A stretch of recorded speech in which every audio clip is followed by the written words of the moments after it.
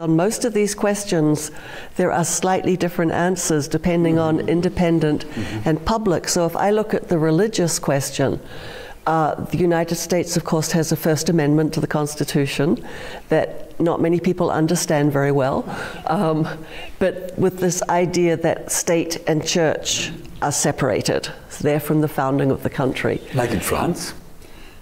Maybe a little like in France and other countries, yes. And it's more strict in France. Yeah. It's strict in the States in that, well, it's muddled in the States.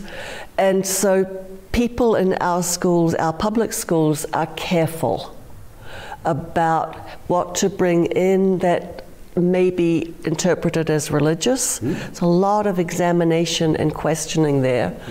I would say, well, there's no religious practice in our schools, public or private. Yeah.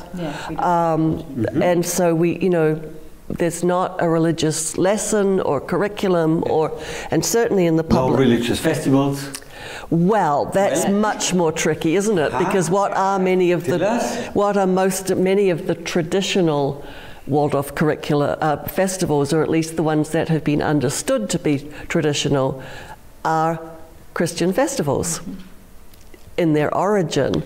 So I think festival work is one area where we are all very active in asking, what are the festivals of this, can't even say country, this part of the country, this place, these people, this time, and how can we break away from the old pattern of festivals and yet still have a rich community festival life that is being reformulated and developed for there.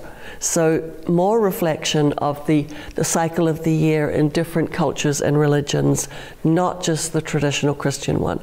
I think that's a big area of work right now. Would you agree?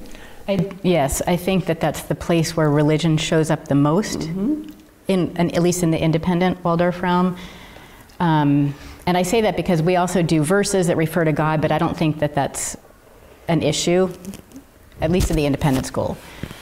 And schools are working to various degrees on transformation. So really trying to understand what is the intention from Rudolf Steiner for having a festival, and how do I make that alive in this place at this time? And so recently we were talking to a school, the Denver Waldorf School, and they reformulated as a faculty. They spent a long time, how do we do this? And they built this whole story that had a lot to do with the geography and the history of the place, and that was about courage, and it involved the whole school and with service. So, you know, that's one way, one example of a school that's reimagining their festival life for this time and place.